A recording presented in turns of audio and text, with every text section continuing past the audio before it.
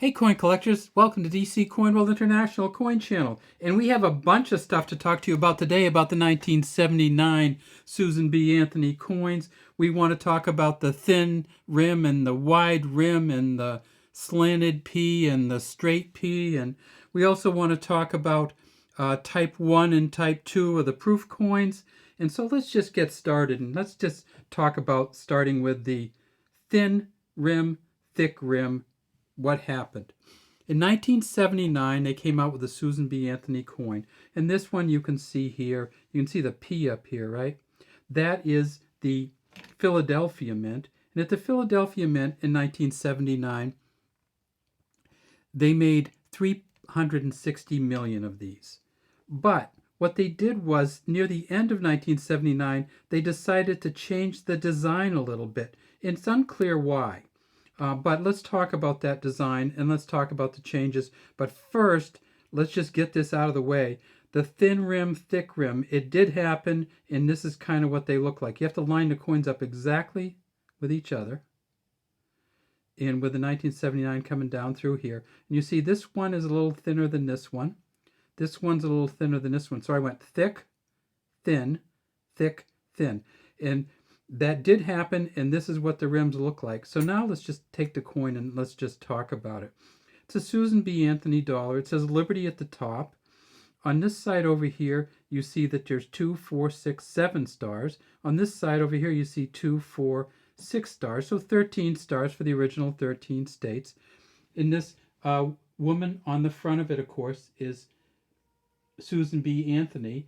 Susan Brownell Anthony is her. The B, that's what the B stands for. She's facing to the right. She has her hair kind of tied up. She lived in the 1800s. Underneath her chin, it says, "In God We Trust," and she was both a suffragette and a longtime proponent of women's rights. Down underneath her, it says 1979.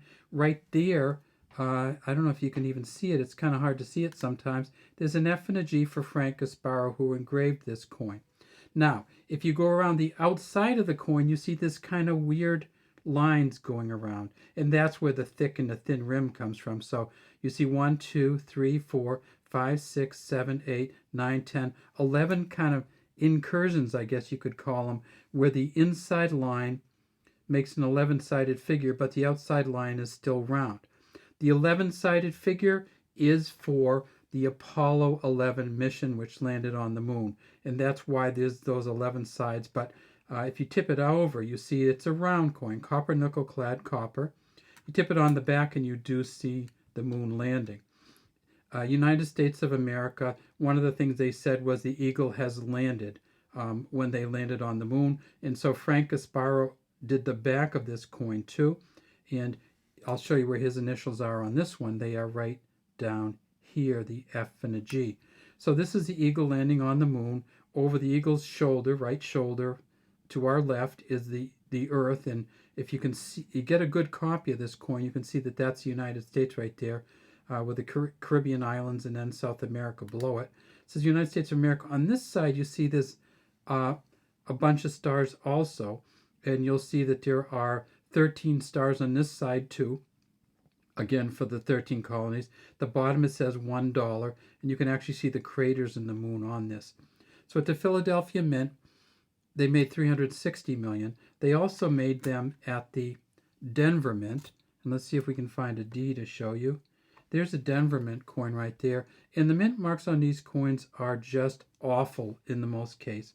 At the Denver Mint, they made 288 million of these coins, and the only difference really is that D right there rather than the P that's on the Susan B. Philly. And then finally they made these at the San Francisco Mint. And the San Francisco Mint, they made regular coins and proof coins. So here's the S. You can see the D, the P, and the S here. And they all look pretty similar once they get used. The S is what they call a filled S. It's not really wide open. The P is somewhat filled, and so is the D. So at the San Francisco Mint, they made regular circulating coins. This is one of them. 110 million of them they made. And then finally, they made them at the San Francisco Mint as a proof coin. And this is way different. You can see the two S's here Um, what you can see though is that the two S's look very similar, and that's the story with the type 1 and type 2. The type 1 proof um, is a filled S, and the type 2 proof is a clear S. I think I've got that right.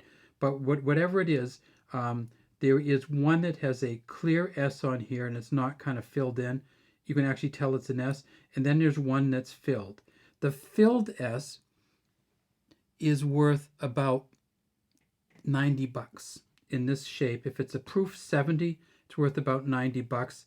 The clear S for the proof coin is worth about 160 bucks.